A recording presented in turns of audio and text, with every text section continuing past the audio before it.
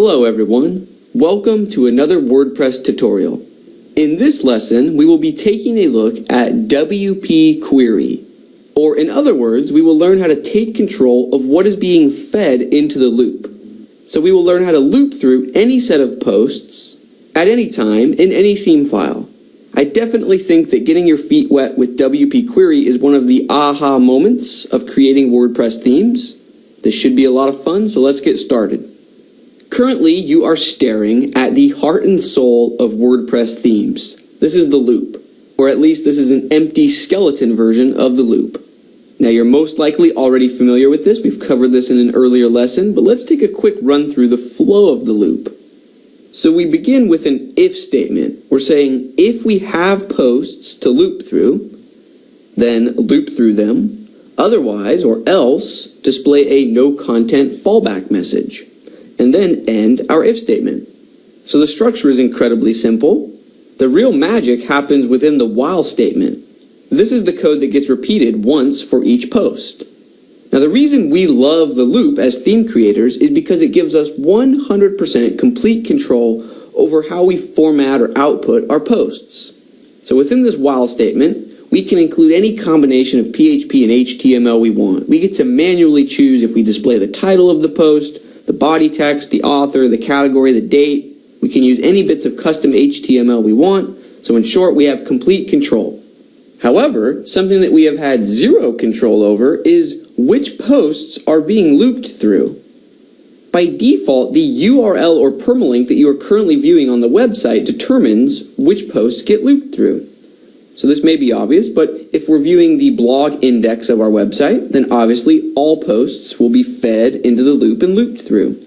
If we're viewing a monthly archive, then posts from that month will be fed into the loop. If we're viewing a category archive URL, then posts of that category will be fed into the loop. I think you get the idea. If we're viewing an author archive, posts by that author will be fed into the loop.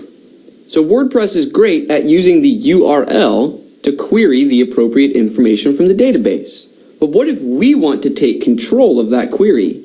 So for example, what if on our home page, underneath this intro content, we want to have a column on the left side that displays the 2 most recent posts from the opinion category, and maybe on the right side we want to include the 2 most recent posts from the news category. So since this is our home page, the URL is just our base site URL. We obviously can't rely on that to query the exact posts that we want, so we need to take control of the loop ourselves. And this is exactly where WP query comes into play. So let's get started writing a bit of code. I'm going to hop over to my text editor. I'm viewing the frontpage.php file because we want to edit the home page of our theme. So down here underneath this main content, this is where we will be writing our code. So if I type hello world, you can see it displays where we want to include the new content. So I'm just going to paste in an empty loop skeleton. So let's work on this together.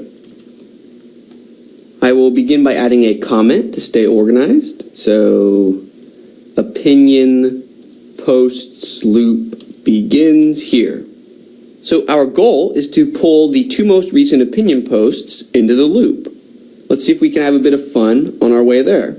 So I'm going to create a new WP query.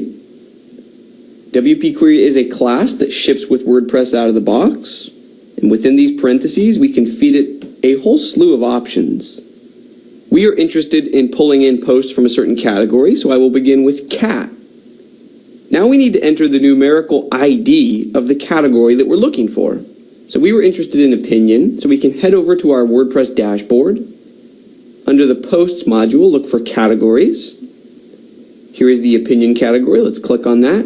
Now in the URL bar, you can find out the ID of the category by looking towards the end of the URL, and you'll see ID equals and then a number. So I know that the ID for the Opinion category in my installation of WordPress is 7. So we can say cat equals 7. Now when this code runs, the WP query class will return an object which contains posts from the opinion category. And we want to at least temporarily save that object so we can access it within the loop. So at the beginning of this line, I'm going to create a variable. Let's name it opinion posts. So now the object that is full of the opinion posts will live within the variable named opinion posts. Next, we need to pass this object that we just created into the loop, which is incredibly simple. We just type the name of our object, opinion posts, hyphen greater than. So now we're running the have posts method on our object. And then we'll do the same thing in the while statement. So while there are still posts to loop through within our object, so I'm just going to copy this, paste it before the have posts in the while statement, and then again, when we get to the post method, I'll paste in our object name and the object operator symbol. And that's it. We're all set. We're off to the races. So now within the while statement, we can output whatever we want to output for each post.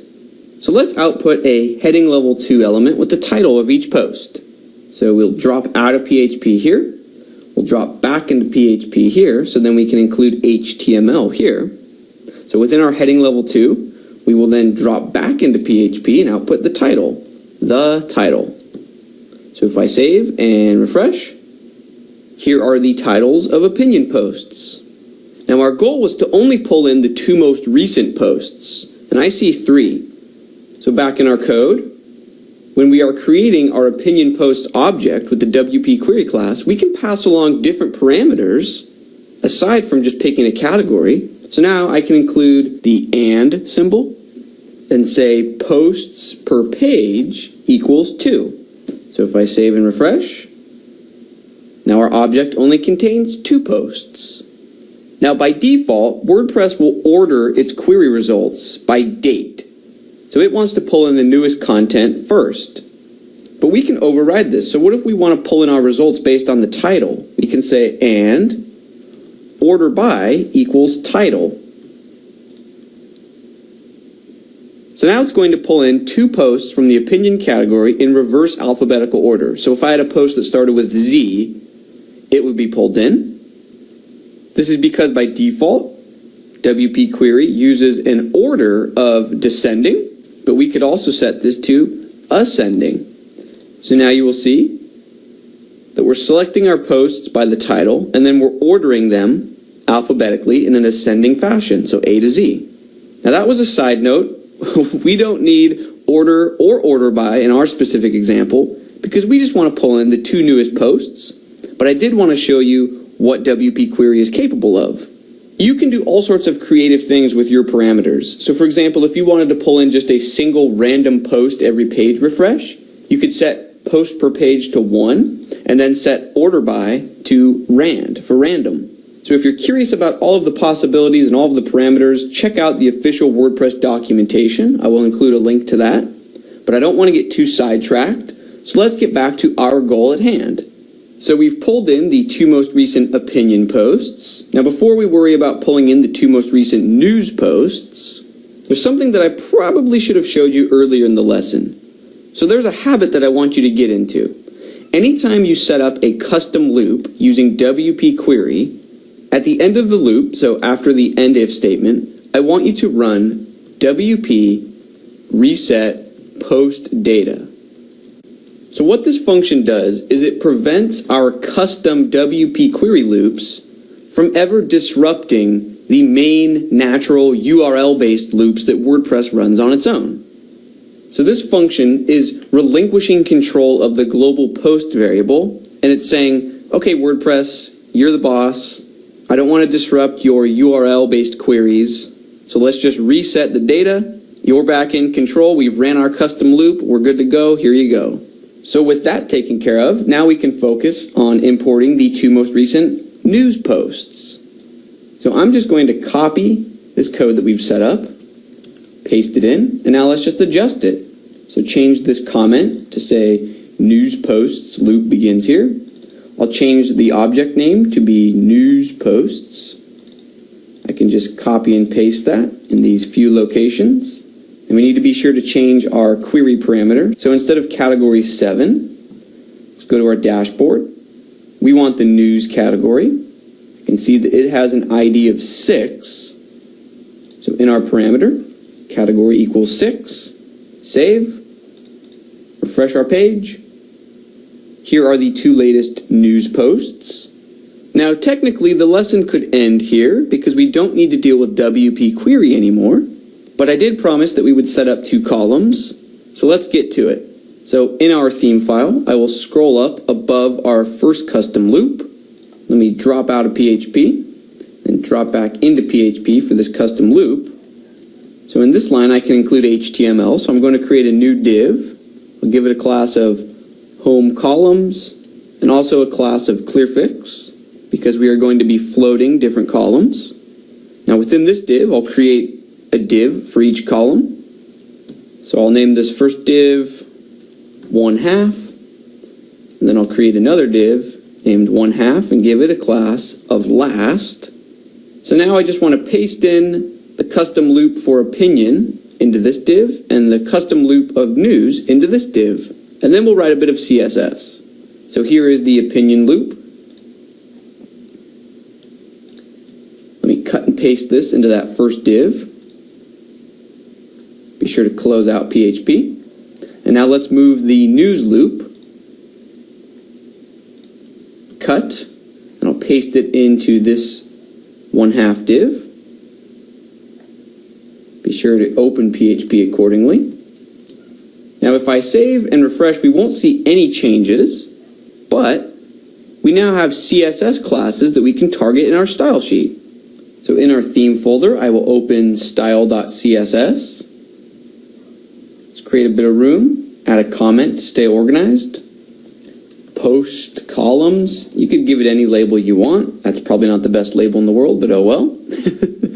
So let's create a rule for the 1/2 class. Let's give it a width of 45%. We'll float it to the left. We'll give it margin right of 10%. Now we want our columns to total 100%, and we would be over the total of 100% unless we target that div that had a class of last, so the second half column, and give it a margin right of 0. So if we save and refresh, there are the 2 columns. Let's add a bit of space vertically between this intro content and our 2 columns. So to do that, you remember that we created a parent div that has a class of home columns. So I will select that, home columns. Give it a bit of padding top. Let's say 30 pixels. Much better. Now in terms of what we actually output for each post, that's completely up to you. So we probably don't want to output literally just the title. We would probably want this to be a link. So we can wrap the title in an A element, and for the href, we can output the permalink. And we would probably also want to output perhaps an excerpt for each post. The excerpt. And then we can obviously just copy and paste this output within the while statement from the opinion side over to the news side. Now there are a million things we could do to improve the output, the format, the styling of these posts. I'll let you use your own imagination. I don't want this to turn into an HTML and CSS lesson. I want this video to be somewhat focused on WP query and the loop, but just to whet your appetite. By adding a bit of custom HTML, fine-tuning the CSS, and applying some of the basic concepts we've learned in earlier WordPress lessons, you can easily put together something that looks like this. It's really just a matter of customizing what you're doing within the while statement, and then refining your HTML and CSS.